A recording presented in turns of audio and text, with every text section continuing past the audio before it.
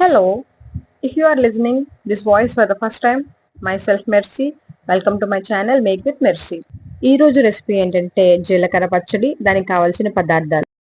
ముందుగా స్టవ్ మీద గిన్నె పెట్టుకొని దాంట్లో ఆయిల్ ఏం అవసరం లేదండి. ఆయిల్ ఏం అవసరం లేకుండా ఎండుమిరపకాయలు, నేనైతే ఇక్కడ ఒక 10 యాడ్ చేశాను.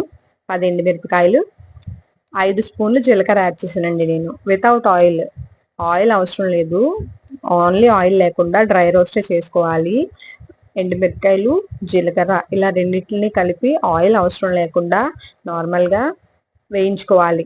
జీలకర్ర చిటపట్లు ఆడాలండి. అప్పుడే మనకి జీలకర్ర బాగా వేగినట్టు అర్థం అవుతుంది.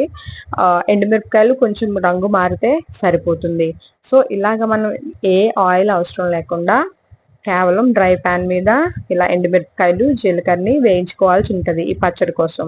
సో ఇది పచ్చడి మనకి నోరు బాగాలేనప్పుడు కానీ, లేదా ఏదైనా కారంగా తినాలనుకున్నప్పుడు కానీ, లేకపోతే అరుగుదల మనకి ఏదైనా ఇబ్బందిగా ఉన్నప్పుడు, ముఖ్యంగా బాలింతలకి పడతారండి ఈ పచ్చడి. బాలింతలకి మంచి ఆహారం అని చెప్పొచ్చు. మంచిగా పాలు పడతాయి ఈ పచ్చడి కానీ తింటే.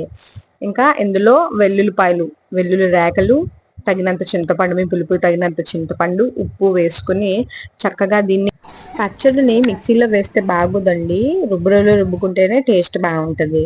సో ఇప్పుడు మళ్ళీ కడాయి పెట్టుకొని అందులో ఆయిల్ వేడి చేసుకొని కరివేపాకు, కొంచెం వెల్లుల్లి రెబ్బలు, తొక్క తీసిన వెల్లుల్లిపాయలు ఉంటాయి కదా, వాటిని వేసుకొని వేయించుకోవాలి. ఇవి బాగా గోల్డెన్ బ్రౌన్ వచ్చేంత వరకు వేయించుకోవాలి. అలా వేగితేనే వెల్లుల్లిపాయలో ఉన్న పచ్చిదనం అనేది పోతుంది. ఇందాక మనము డ్రై రోస్ట్ చేసుకున్నాం కదండి జీలకర్రని. డ్రై రోస్ట్ చేసుకున్న జీలకర్ర, ఎండుమిర్చి, వెల్లుల్లిపాయ, చింతపండు, ఉప్పు వేసుకొని రుబ్బుకున్నాం కదా, ఆ మిశ్రమాన్ని ఏదైతే ఉందో పచ్చడిని తీసుకొచ్చి ఇందులో కలుపుకోవాలి. ఈ ఆయిల్లో ఆ పచ్చడి వేసుకొని కలుపుకోవాలి. బాగా కలిపిన తర్వాత పచ్చడి అనేది ఇలా కనిపిస్తూ ఉంటుందండి. కొంచెం ఈ పచ్చడికి ఆయిల్ ఎక్కువగానే పడుతుంది, ఎందుకంటే జీలకర్ర పచ్చడి కదా. ఇంతకు ముందు కూడా మనము పచ్చడిలోకి నూనె వాడలేదు. సో ఇప్పుడు మనం నూనె వాడుతున్నాం కాబట్టి కొంచెం నూనె ఎక్కువగానే పడుతుంది.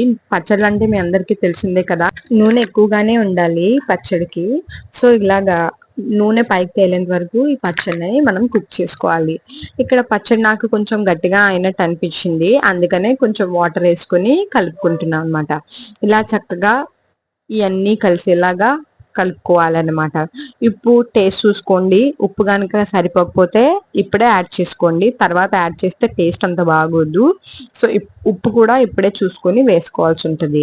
నాకు ఇక్కడ కొంచెం ఉప్పు తగ్గినట్టు అనిపించింది, అందుకే నేను కొంచెము ఉప్పు అనేది యాడ్ చేశాను అనమాట. ఇందులో ఉప్పు యాడ్ చేసుకొని బాగా కలుపుకోవాలి. ఉప్పు యాడ్ చేసుకుని బాగా కలుపుకోవాలి. బాగా కలిపిన తర్వాత ఈ పచ్చడిని ఒక 5 నుంచి 10 మినిట్స్ లోపు, అంటే ఒక 7 మినిట్స్ 8 మినిట్స్ మీడియం టు లో ఫ్లేమ్లో పెట్టుకొని ఉడికించుకోవాలండి. ఇలా ఆయిల్ అనేది పైకి తేలేంత వరకు ఈ పచ్చడిని మనం కుక్ చేసుకోవాలి. అంతేనండి, ఎంతో టేస్టీగా ఉండే జీలకర్ర పచ్చడి రెడీ అయిపోయింది. వీడియో కనుక నచ్చినట్లయితే లైక్ చేయండి, షేర్ చేయండి, కమెంట్ చేయండి. Thank you.